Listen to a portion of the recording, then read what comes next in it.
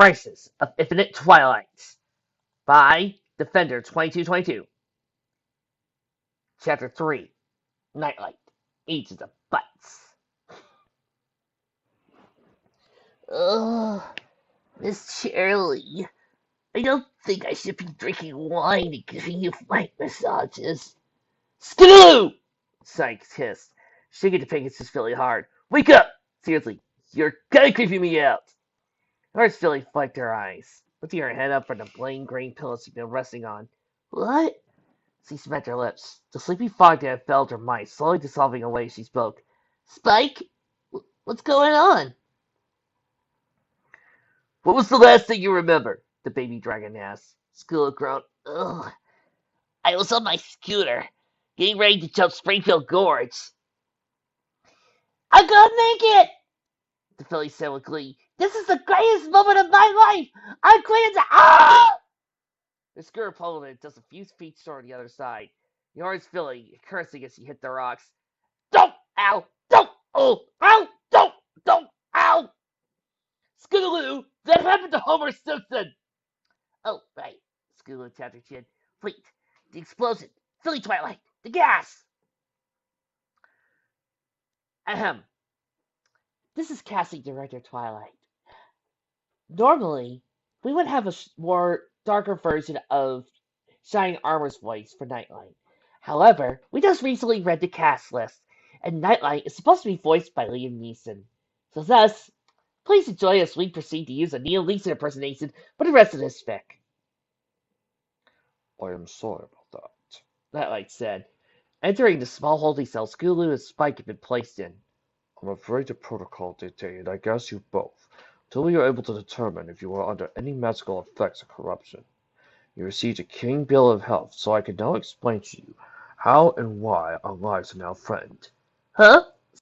Scootaloo said blankly. Let me start from the beginning. I am Twilight's father. I thought Twilight was the child of Discord Nightmare Moon, Spike said. Nightlight frowned, tongue rolling along the side of his cheek. Yes, anyway, I am her father. When Twilight was little, my wife and I knew she was destined for great things. Even as a foal, she exhibited extreme cases of accidental magic, and as she grew, she became fascinated with her unicorn gifts, her magical abilities further revealed. This all came to a head when, during her entrance exam to Celestia School for Gifted Unicorns, she did the impossible and created you, Spike. You mean hatched, don't you? Spike said. No, I mean created. Twilight was never meant to hatch the egg. The professors were gauging how a student such as Twilight would react to failure. She had already been accepted at the Celestia School for Gifted Unicorns. They just needed to gauge her maturity to better determine her placement and executional requirement. None of them expected her to tap into her magic and produce, well, you. Nightlight shrugged. Truth be told, she had been get one was a chocolate egg with a caramel center. We were going to have it at our celebratory party at the last exam. Is that why my urine is sticky and delicious? Yes. Ew! School is great. Nightlight cleared his throat. I had become sidetracked, however. During that test, Twilight's magic caught the attention of not only Princess Celestia, but many in her court. They began to fear what she could do, if left unchecked.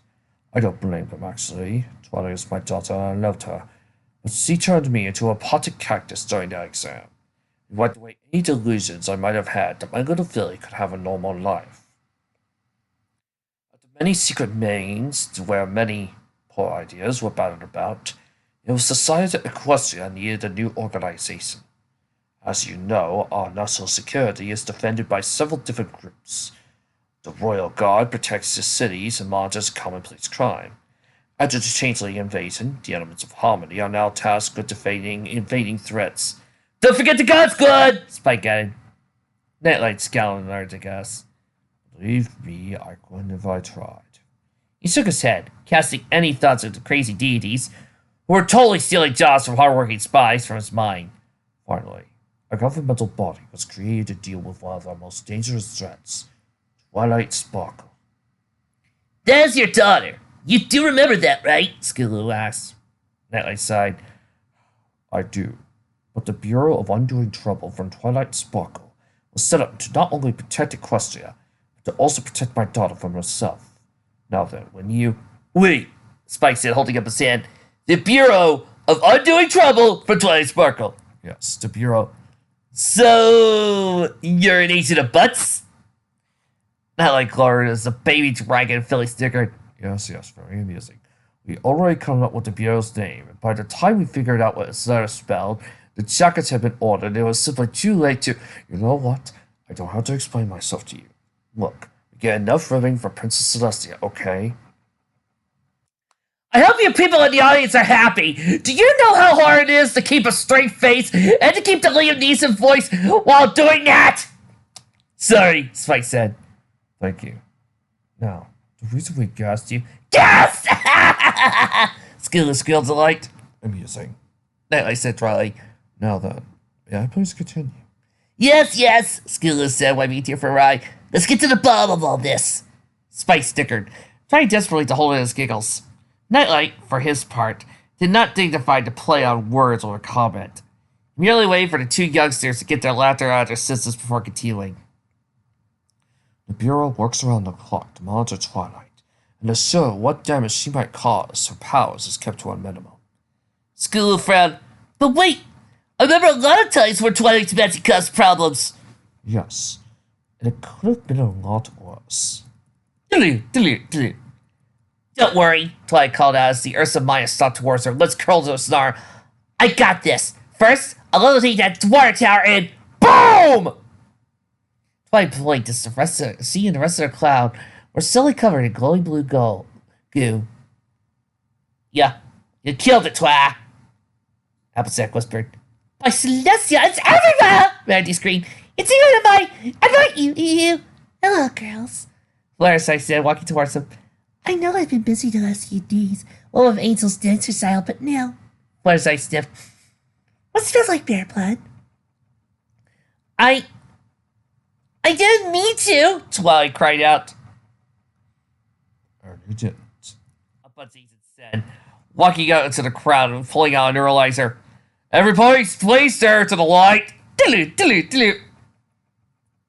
There has to be a problem for me to fix instead of Celestia about, Twilight said, tossing all sorts of random ions into the one chest he was pressing to. And if there isn't one, I'll make one! Twilight grinned as he pulled out a gun. I'll shoot a bunch of ponies! Tracy always brings out the best of ponies! How about a want it, need it spell? An agent of Butts who was hiding in the corner of the room whispered, Even better! Thanks, Sparkly Elves! Please, Miss Twilight, can't you use your magic to give me a cue mark? Twilight shifted, looking around at the sad Billy that stood before her. Okay, Appleseed, I will. Like ya! The brown earth pony said, presenting her flag. Nailed it, just BOOM! Twilight blinked as red goo dripped on her face. I can do this! Man, this ice cream's really good, the agent in charge of watching Twilight that day said as he entered Chicken Cube Corner's kitchen. I am so... Oh, not again! He glared at Twilight. You could have waited 3 more minutes. Sighing, the agent pulled out his neuralizer and sat Twilight. Now how am I supposed to fix this?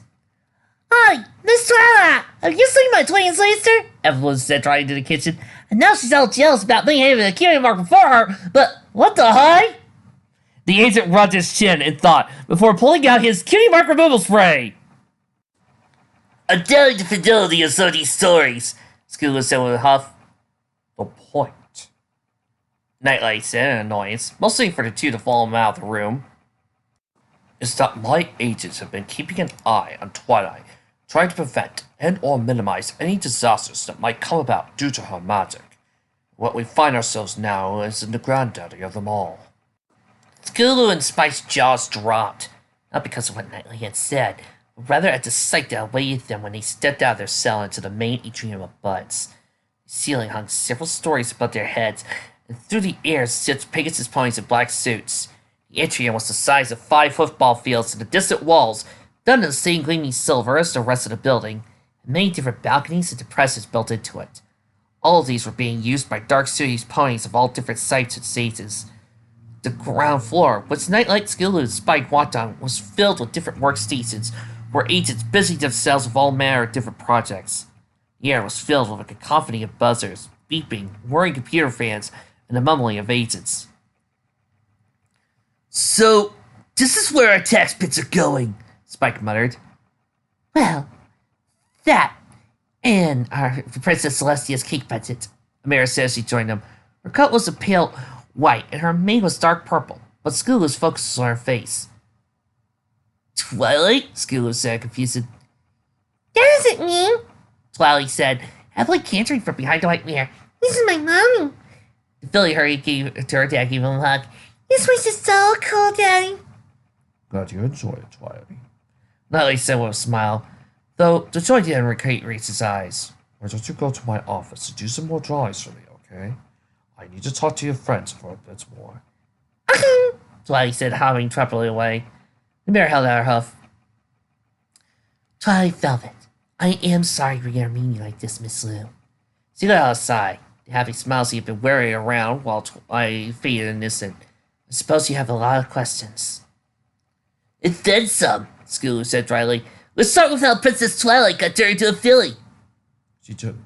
Nightlight said sternly. That isn't our Twilight. Huh? Spike and Skulu said confused.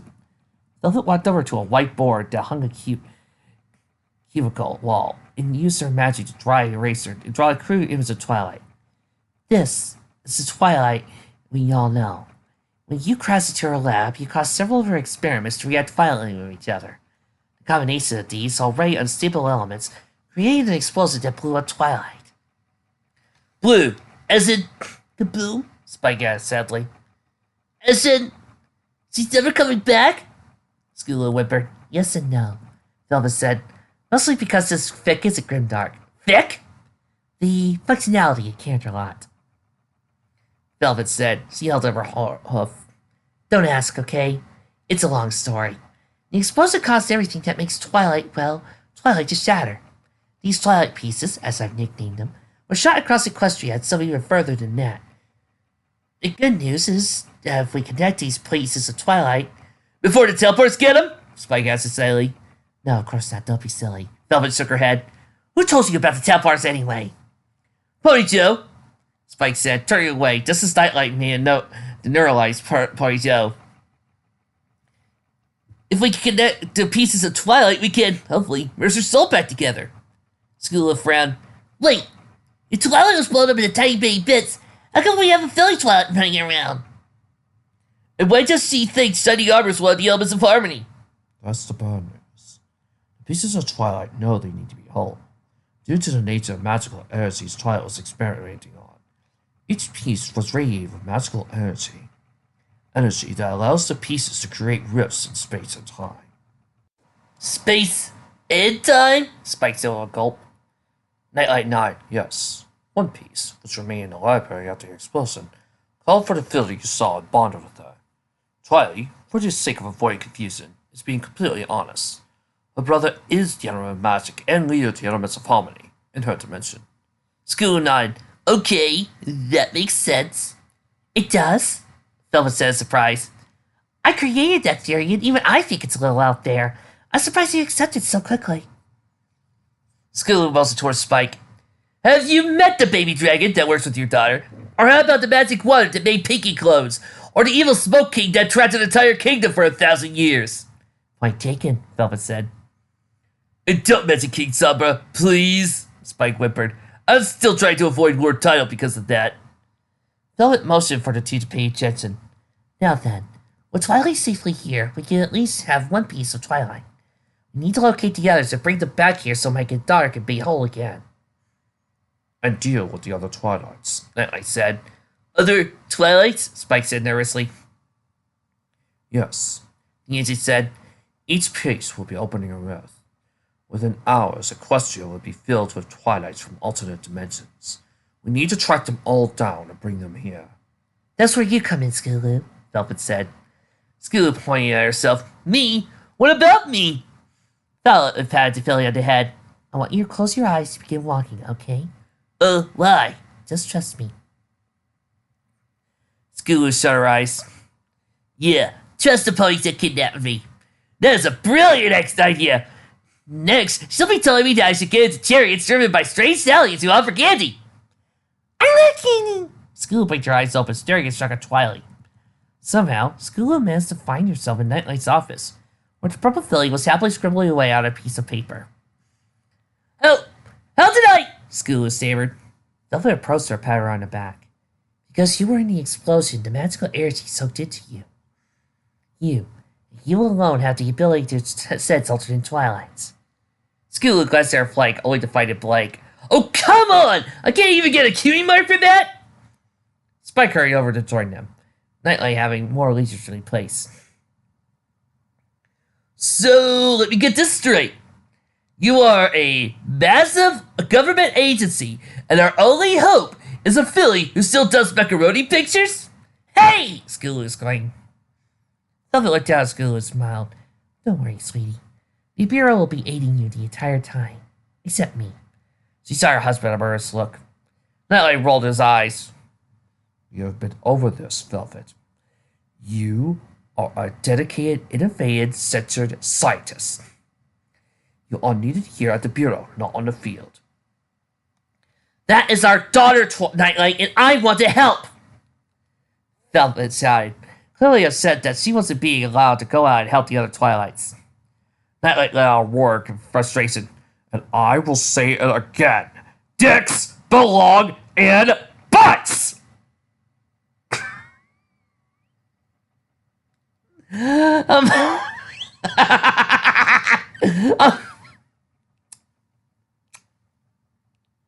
Sorry. Skulu and Spike looked at each other before closing a fit of laughter. Twilight stared at him, not getting the joke. Oh, grow up! In a small town north of Columbus. I say, brother, it seems we have come a run of bad luck. Flame nodded. Yes, I am. Very bad run indeed. Do you suppose it's our fault? Of course not. We were merely offering to help those good ponies. How were we supposed to know that the farmers will refuse our aid? Our generous aid. Very generous. Makes us humanitarians in a way. Why do we call it that anyway? A bartender said, cleaning a glass. What is a human anyway? I think it's a dish made in Saudi Arabia using crushed peas. Another loud slurred. Fleming flat aside, nursing their drinks. Yes, our glory days are truly behind us, Flynn, my boy. Yes, they are, my dear Flam. I don't know about that. A dark, sultry voice purred. Every head in the cavern turned as one, each stallion feeling the blood leap their heads and pull farther south at the sight of the mare who entered the tavern. She was a regal beauty with a dusty purple coat and purple mane streaked with black. She had a long, lean belly with a swan-like neck and a horn nearly as sharp as Princess Celestia's. In fact, if the mare had been sprouting a pair of wings, you would have believed her to be some undiscovered alicorn. While less stallions felt it was so fear was replaced it. The mysterious mare was wearing not saddlebags or even standard clothes, but gleaming black armor. Her chest and back were wrapped in metal, and her hooves made dull clanks as their dark horseshoes struck the wooden floor. Upon her head sat a simple yet fearsome helm, under this peaked green-tinted eyes, the pupils of which would slit like a dragon's or a Capricorn's. One of the drugs slowly rose, his hard cider giving him enough liquid courage to approach the shouting female. You know, he gulped, you kinda look like the new princess. Do I? The mayor asked in amusement, voice smooth yet hard, like velvet wrapped steel. The stallion began literally rub against her. Yeah, what's her name? Princess Slurpee, Twinkie, Twilight! Twilight Sparkle! The mayor's horn flashed and a thin beam of magic struck him in the chest. A gurgle as his body dissolved into dust, crumbling to the floor. As this was a canterlot, things could go grim dark. The barfly screamed and tried to escape, but the mayor forced him to stay seated. Stay there, boys, before I really hurt you. So he walked over to Flim and Flam, giving him a once-over. Yes, you will do. We will? Flim said nervously. Yes, I'm in your service, and you two will satisfy my every whim. Flam gulped. Who are you? Nightfall, the mayor said. Nightfall eclipse. So, explain to me why we have to be out here. Agent Coulson glanced down at Spike before turning his attention back to the target path. His customary sunglasses were tucked in the pocket of his suit jacket. It was simply too dark, even for his sharp eyes, to wear them. And he always wore his sunglasses at night, so he can watch you weave, then breathe your storylines. The gloom of the ever-free forest hung around the trio as they marched down the path, hiding the dangers that lurked just beyond the edges of the path. Dangers that include, but are not limited to, spooky trees, possessed pumpkins, ghostly swords. Apparently Game Freak was in charge of designing the ever-free's residences. Occasionally Scooter and Spike with flints when a strange cry pierced the air. Coulson was the only one to remain calm, not looking with that wide eyes whenever a twig snapped. Because Scootaloo sensed that there was a Twilight out here, Coulson said. Right, that explains why you are here, Scootaloo said. But it doesn't explain why Spike and I are here. You two are at the center of this mess and have to clean it up, Coulson said, ducking under a low-hanging branch that just so happened to look like a gnarled hand, darting out to wrap around their throats and strangle them to death. Scootaloo made a mental note to ask Princess Celestia who the hey thought it was a smart idea to have a creepy haunted forest in the middle of Equestria! But this is unfair, Spike whined. I didn't even cause this. I wanted Twilight not to do the experiments. Why am I getting lumped in with Rainbow Brass over here? Hey! Scootaloo shouted. That's not... Wait, Rainbow Brass, huh? That's kind of cool. Scootaloo pulled out a notebook. Don't ask where she was hiding it. And like, change me to Rainbow Bash. Spike, we all have things we don't want to do, Coulson said, stopping at a fork in the road. Scootaloo? I'm getting a feeling that we should, turn around and go home to the nice safe beds. She gave him a weak smile, but the agent wasn't having any of it. Fine, the left path. Thank you, Coulson said, heading down said path. The two youngsters following him. I suggest you both work with me on this. The sooner we are done, the sooner we can go to a more dangerous mission. Turn towards them, seeing their scowls, called, that was a joke. Okay, now in a laughing mood. Of course we aren't! Spike complained. He gets the leaves that fall into the path. We're walking through a big witch forest that's full of big scary monsters, and that would love to gobble up ponies and baby dragons! Coulson looked at the two and smiled. Come on now, there's no need to be scared. It's just a dark, spooky forest full of vicious carnivores that would also welcome home to Nightmare Moon. So if we turn around and run really fast, we should make it back to Ponyville before supper, Scootaloo said. Coulson stopped walking, gesturing at the trees all around them. Buck up. Do you know what I do when I am scared? Run away someplace safe? I sing. Please, no, Scootaloo whimpered.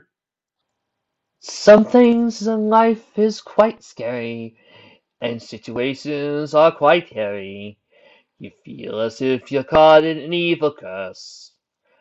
When you're caught in the thistle, don't start crying, give a whistle, and things will be sure to work out for the best. And always look on the bright side of life. Always look on the bright side of life. When something gives you a fright, don't be scared of the night. Just open your mouth a bit and begin to sing. When shadows make you stumble, it's no good to bumble. Just purse your lips and whistle, that's the thing. And always look on the bright side of life. Always look on the bright side of life. I know this seems absurd, but please take my word. There's no things for you to fear. Forget about your frights, or the clear lack of lights. We're as safe can be. Coulson opened his mouth to sing, only for a terrible roar to fill the air. Scootaloo and Spike hugged each other in fright, before remembering about the dreaded scourge that was the cooties. Remember, the only way to if you have cooties is to be tested. Coulson spun about, His body tense, but when nothing appeared, he gave a sicky laugh. The two whipped around, marching towards the exit, eyes narrow as they glared at him. Always look on the bright side of death. Just before you draw your terminal breath. I'm flipping. This might be the end, and when we need a friend, we just have this crazy singing fool. Chase your fears away with a laugh. Dear Celestia, you're a sap. I hope the first one in is you. And always look on the bright side of death. Always look on the bright side of death. Spike looks around, wondering why he can't whistle. Coulson began his soft-suit routine, hoping that his dance number would convince him he was right. Skulu, not to be outdone, pulled the top out of Kane, hidden by Pinkie Pie, a case of put it on the rinse emergencies. Went to a elaborate dance routine. Always look on the bright side of life. Come on! All you listeners, join in! Always look on the bright side of death. Spyco does a disco move. Always look on the, I can't dance either. Close to Skulu. Always look on the bright side of life. Bright side of life and death. Life's quite the sun, and death's the final word. You must always face the curtain with a bow. Spike tilted his head as Derpy walked onto the path, dragging a wagon with a stripper on it. Spike! Derpy, what are you? No time to talk! I gotta get this to the nicest thing. You're pretending to play some run! Okay, bye, Derpy. Always look on the bright side of life and death. Always look on the bright side of life and death. Always look on the bright side of life. See, don't you feel better? No! Skilla screamed. I don't feel better. You know what I feel? I feel. Skilla looked around, tugging at a branch and whipping a ray to reveal a hidden form on the road. Coulson was instantly on the offensive, while Spink seized some in terror. Like we're being watched! Please, lower every hoof and arm. I tell you now, I mean no harm. The whole figure shifted forward, her tiny voice nearly swallowed up by the folds of her robe. It was hard to tell just how big she was, as her hooded cloak was too bulky and hid her form. You could only make out the tip of her muzzle, which was as black as purple. I ask you this, my orange dear. What brought you forth, and why are you here? Spike eyed the strange creature dutifully. What are you doing here? Your delusions just shall not burst. I shan't answer. I ask first. She has a point, Skill was saying. A poorly worded point, but I meant a point nonetheless. Ancient Coulson eyed the rhyming figure carefully. Intel says that Zebra lives in these woods. That she does, 'tis no joke. I am not her, simple pony folk. I'm not simple, Skill complained. I'm complex! Like a sheet of blank paper, Spike joked, earning a glare for the filly. We are looking for some pony that just arrived here, Coulson said, deciding to use some local help in research.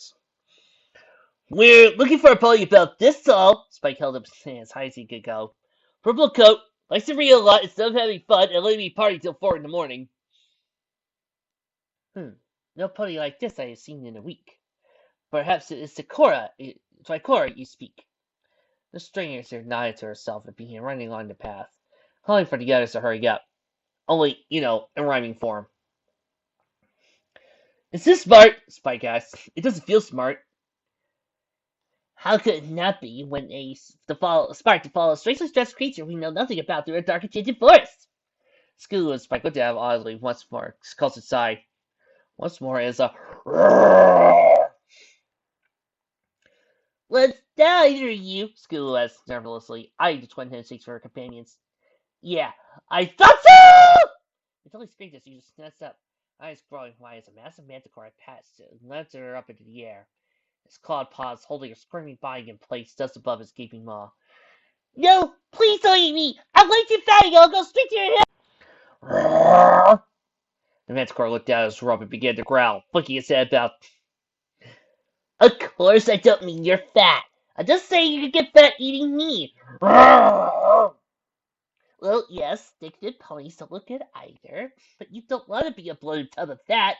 I'm not promoting bad body image! If anything, I'm promoting good physical health! Skulu rolled her eyes. I swear, it's apologists like you that have led Equestria to having an obesity problem! Skulu shrugged. Well, not to get too egotistical, but I do think my body type is pretty good. I mean, I am physical and don't have much fat on my. Oh, crap. The Manticore screamed in delight. As thrilled, he caught the Pegasus filling in a lie. He opened his mouth to gobble her up once more, saliva dropping from his face. The Manticore stumbled a bit, Skulu falling on top of Coulson with an oath. The three travelers watched as their guide leapt onto the Manticore's back, and struck her again on the forehead with a heavy oak staff. Her bigger, bulkier robes had been tossed aside, leaving her dressed in a much smaller cloak that let them see more of her frame. Now visible to them, Skulu was surprised to find that the stranger was roughly the size of a standard ponytail mare. Her purple tail, which was braided with bits of interwoven bark throughout the design, flickered out and caught her oak staff, which she slammed against the Manticore's ear before tossing it back towards her mouth. Though it was hard to see her legs due to her constant movement, the three of them could tell that blackest purple stripes ran along her lighter purple legs. Her robe was held to her frame by a hemp belt, upon which hung all manner of strange gourds and bottles. Ha! The strange girl called out, hitting the Manticore one more time on the snoot. The hybrid let out a whimper, quickly returned back to the safety of his shadows, thinking to himself it would be better to leave the travelers alone from now on. Better just go to McDonald's again, McPony with fries. Thank you, Skulu said. You saved my life. I saw you in trouble, and this I knew. If I were in trouble, the same you would do. Now answer me this, and be truthful, you see. The stranger threw off her hood. What is it you want with me? Twilight! Spike and Skulu exclaimed a shock, staring at the striped unicorn. I ask that you forgive me, please. The stranger, who they knew as Tricora, said, It has been some time since I spoke Ponies. Ponies? Skulu asked. But we are speaking right now. Spike said with a chest filled with pride, as he was secretly thrilled, for once, to hold her acknowledged. Most ponies speak the same language, but each have different accents and structures. Griffiths is more posh and formal. Capper sounds more like a blend of Griffiths and ponies, with growls and more curse words. And Zibis, Spike rolled his hand around, rhyme. Don't know why this Twilight speaks it. If we were from my world, I say da. For all no, my father is the ambassador of Sabrika, Twilight Cora said slowly. Through their culture I took like many strays, and I adopted their wonderful life ways. Well, these are really clunky, Spike said. Takora glared at him. Throw strange it may be. Don't be a cur. Speaking in rhyme is now second nature. Takora nodded to herself, ignoring the looks the others were staring, wondering just how second-natured it was. In times of good and times of strife, I've been around zebras all my life. To me, you ponies are a mighty strange creature, especially with all I was taught by my teacher. Your teacher? Assuming it wasn't Princess Celestia, Spike said. It was that Sakura lady, wasn't it? Skulu asked, when the air strider shrugged. What? She's the only zebra I knew. That is as racist as the sky is blue, but I have to admit you are quite true. Skulu beamed in pleasure as Cora turned her attention back to the fire. A tug that I felt pulled me here, away from all I held dear. Don't worry, Miss Tricora, Coulson said. We're working on a way to get you home. Though it might take a while, Spike said, leveling a cool stare at Skulu. What? Billy said, confused. I thought you were supposed to be some magical Twilight finder. Yet we had one standing right next to you, and you didn't even notice? Lame. Skulu's brow furrowed. Wait, that... She said her... That isn't right! Her eyes shot open. You weren't the Twilight I sent! I must surely be, for your magical gift led you to me. Skulu shook her head violently, made flopping back. No. I sent you right now, of course. But I also sent the presents from before. A presents. You haven't felt since you were a Padawan? Spike said excitedly. No. Spike pounded Skulu's stare off shells. Felt the presence of the one that brought us to the Everfree. A ghastly screech, like banshees breaking to nails on a chalkboard. Straggling cat was playing kazoo in the air. What was that? Sounds like WTR trying to sing a tune, Skula said. While the other stared at her in confusion, she tried, just trust me on that one. Twilight Cora leapt up, her oak staff levitated in front of her by magic. Her eyes rolled back in the hair. She began to grab bottles from her cloak and spill the contents on the woman's staff. Fear not, good folks, you'll not come near. I have something you should fear.